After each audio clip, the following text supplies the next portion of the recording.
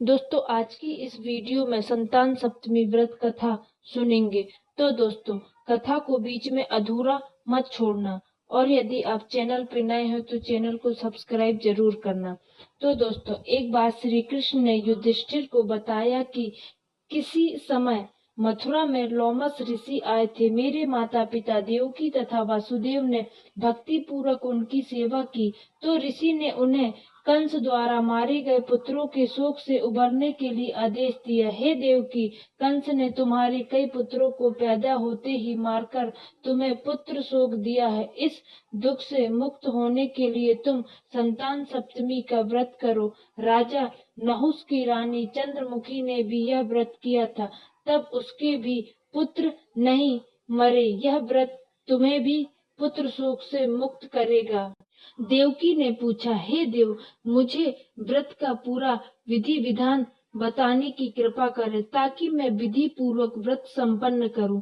लोमस ऋषि ने उन्हें व्रत का पूजन विधान बताकर व्रत कथा भी बताई। नहुस अयोध्यापुरी का प्रतापी राजा था। उसकी पत्नी का नाम चंद्रमुखी था। उसके राज्य में ही विष्णुदत्त नाम का एक ब्राह्मण रहता था। उसकी पत्नी का नाम रूपवती था। रानी चंद्रमुखी तथा रूपवती में परस्पर घनिष्ठ प्रेम था। एक दिन वे दोनों सरयू में स्नान करने गई। वहां अन्य स्त्रियां भी स्नान कर रही थी। उन स्त्रियों ने वहीं पार्वती शिव की प्रतिमा बनाकर विधि पूर्वक उनका पूजन किया। तब रानी चंद्रमुखी तथा रूपवती ने उन स्त्रियों से पूजन का नाम तथा विधि पूछी। उन स्त्रियों में से एक ने बताया, हमने पार्वती सहित शिव की पूजा की है। भगवान शिव का डोरा बांधकर हमने संकल्प किया है कि जब तक जीवित रहेंगे तब तक यह व्रत करते रहेंगे। यह व्रत सुख तथा संतान देने वाला है।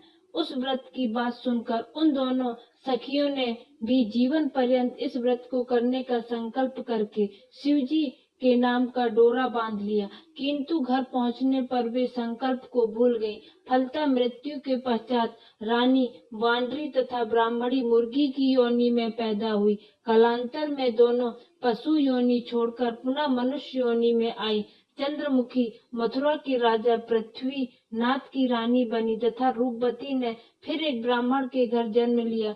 इस जन्म में रानी का नाम ईश्वरी तथा ब्राह्मणी का नाम भूषण था। भूषणा का विवाह राजपुरोहित अग्निमुखी के साथ हुआ। इस जन्म में भी उन दोनों में बड़ा प्रेम हो गया। व्रत भूलने के कारण ही रानी इस जन्म में भी संतान सुख से वंचित रही। पौढ़ अवस्था में उसने एक गूंगा तथा बहरा पुत्र जन्मा, मगर वह भी 9 वर्ष का होकर मर गया। भूषणा ने व्रत को याद रखा था, इसीलिए उसके गर्भ से सुंदर तथा स्वस्थ 8 पुत्रों ने जन्म लिया। रानी ईश्वरी के पुत्र शोक की संवेदना के लिए एक दिन भूषणा उससे मिलने गई। उससे देखते ही रानी के मन में दाह पैदा हुई। उसने भूषणा को विदा करके उसके पुत्रों को भोजन के लिए बुलाया और भोजन में विष मिला दिया, परंतु भूषणा के व्रत के प्रभाव से उनका बाल भी बाकी ना हुआ। इससे रानी को और भी अधिक क्रोध आया। उसने अपने नौकरों को आज्ञा दी कि भूषणा के पुत्रों को पूजा के बहाने यमुना के किनारे ले जाकर गहरे जल में धकेल दिया जाए। किंतु भगवान शिव और माता पार्वती की कृपा से इस बार भी भूषणा के बालक व्रत के प्रभाव से बच गए। परिणामतः रानी ने जल्लादों को बुलाकर आज्ञा दी कि ब्राह्मण बालकों को वध स्थल पर ले जाकर मार डालो। किंतु जल्लादों द्वारा बेहद प्रयास करने पर भी बालक न मर सके। यह समाचार सुनकर रानी को आश्चर्य हुआ। उसने भूषणा को बुलाकर सारी बात बताई और फिर क्षमा याचना करके उससे पूछा कि किस कारण तुम्हारे बच्चे नहीं मर पाए। भूषणा बोली, क्या आपको पुनर्जन्म की बात स्मरण नहीं है? रानी ने आश्चर्य से कहा, नहीं, मुझे तो कुछ याद नहीं है।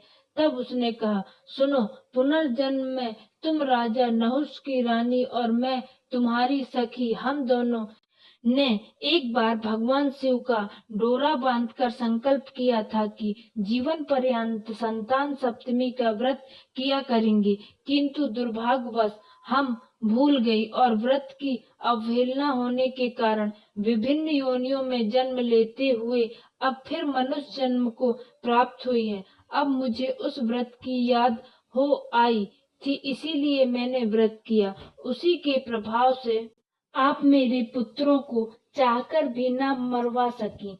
यह सब सुनकर रानी ईश्वरी ने भी विधि पूर्वक संतान सुख देने वाला यह मुक्त भरण व्रत रखा।